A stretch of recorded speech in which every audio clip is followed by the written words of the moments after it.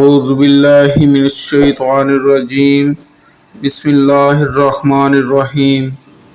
حضرت حسین رضی اللہ تعالیٰ عنہ کا درد انگیز خطبہ۔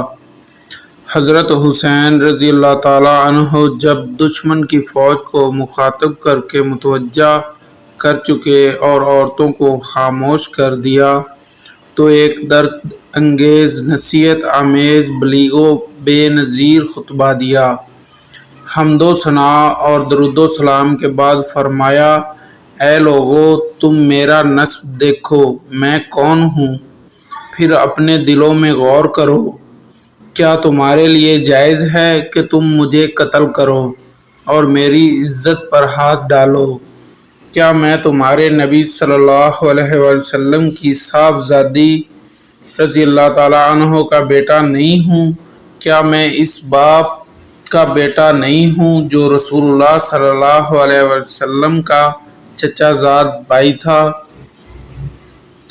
سید شہداء حمزہ میرے باپ کے چچا نہیں تھے؟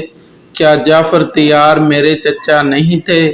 کیا تمہیں یہ حدیث مشہور نہیں پہنچتی؟ کیا رسول اللہ صلی اللہ علیہ وسلم نے مجھے اور میرے بھائی حسن رضی اللہ تعالیٰ عنہ کو سید شباب اہل جنت اور فرقہ عین اہل سنت فرمایا ہے؟ اگر تم میری بات کی تصدیق کرتے ہو، اور واللہ میری بات بالکل حق ہے، میں نے عمر بھر کبھی جھوٹ نہیں بولا۔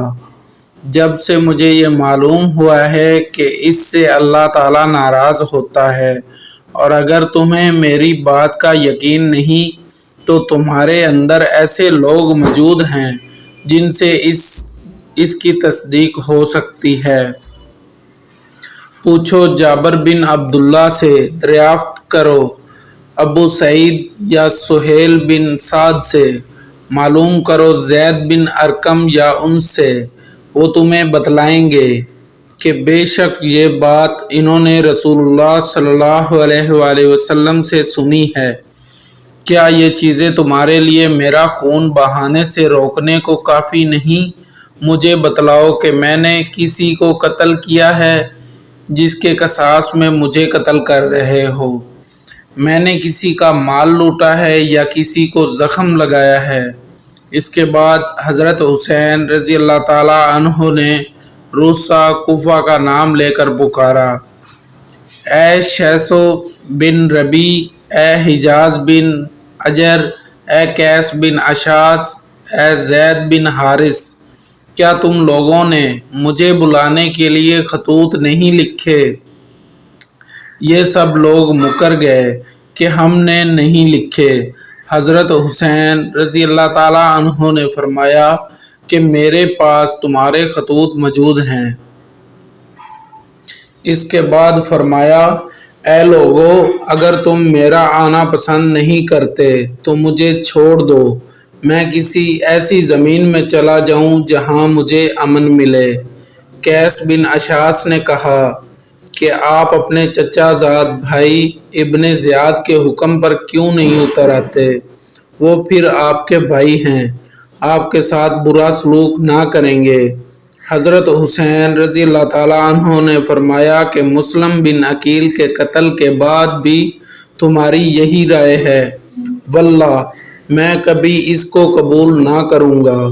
یہ فرما کر حضرت حسین رضی اللہ تعالیٰ عنہ گھوڑے سے اتر آئے۔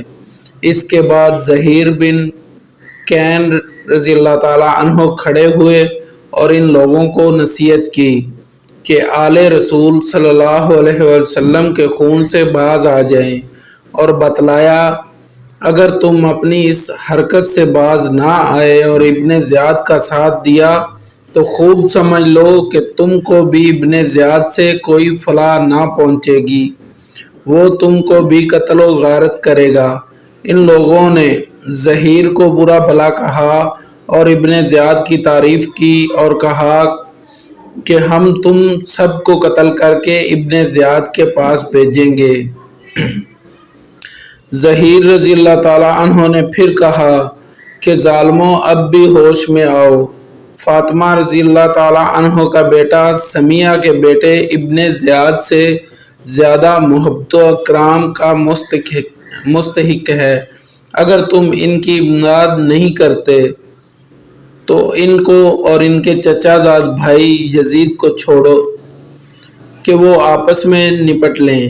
باخدا یزید بن معاویہ رضی اللہ تعالیٰ عنہ تم سے اس پر ناراض نہ ہوگا۔